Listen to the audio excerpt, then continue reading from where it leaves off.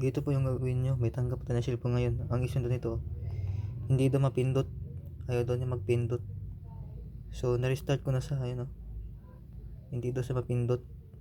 Pero napipindot siya. Pero, ang gagawin natin ito. Sa lahat ng iPhone to, ang gagawin natin. Wait lang. Pindutin natin yung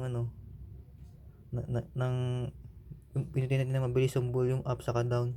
Volume up, down saka power ng mabilis. Ganito. Para mag-touch siya. Kanina ayaw mag-touch to kanina eh. Ayun na siya mag-back. Dito gawin natin. Volume up, down, power. Mabilis. Ganito. Volume up, down, power. Wait lang, ulit natin. Volume up, down, power. Ayun na. Hanggang sa mamatay siya. Ayun, namatay na siya.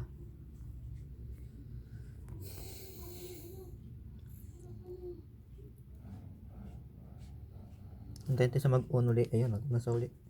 Ganun po yung restart niya. Pag na-encounter po kayo na biglang naghang cellphone nyo, nag-freeze siya. O di niya mapindot, ganun gawin nyo. Pwede nyo na mabilis yung volume up, down, saka yung power ng matagal. Ganito, volume up, down, power na matagal hanggang sa mamatay siya. Yan, dati kumatas na ba siya? Ayun na, natatas na siya. So, natatas na siya, no? Ayun, natatas na siya. So, sana makatulong. Kahit simple lang. Ayun, iPhone X pala to. Ayun, okay na siya. Nagtatas na siya. Cancel. Yun. Salamat sa inyo.